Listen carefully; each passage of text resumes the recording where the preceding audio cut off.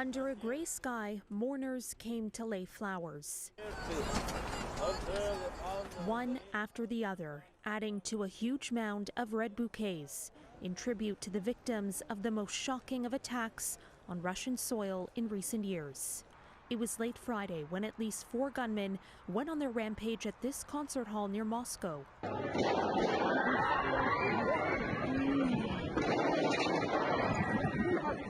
Firing automatic weapons into the crowd, killing innocent concertgoers, including children.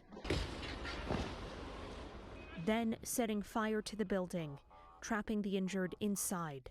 Some of the victims poisoned with smoke. Firefighters and rescuers continue to comb the burned-out shell Sunday, a day of national mourning. President Vladimir Putin lit a candle in memory of the dead as he ignored a claim of responsibility by the Islamic State and tried to implicate Ukraine. Обращаюсь к вам в связи с кровавым, варварским, террористическим актом. Putin told his nation in a televised address the assailants were captured while trying to escape to Ukraine.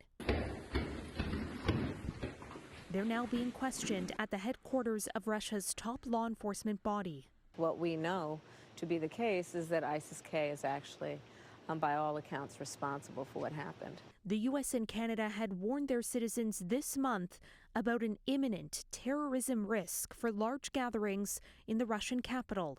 American officials say this is not the work of Kyiv. There is no whatsoever any evidence. Some might wonder why the terrorist group would target Russia. Fast forward a bit, and Russia, of course, backed Syria during the Civil War, and the Islamic State was on the other side of that. And then if you go to ISIS-K itself, it is very critical of the Taliban, and it blames the Taliban for being too close to Russia. Both the group in particular, but also the broader community are very anti-Russian. Putin dismissed warnings from the West, suggesting it was blackmail and an attempt to destabilize Russian society. But he's unlikely to face any criticism, and rhetoric blaming Ukraine is likely to continue after last week's highly orchestrated election that solidified Putin's grip on power. For CityNews, I'm Caryn Ceolin.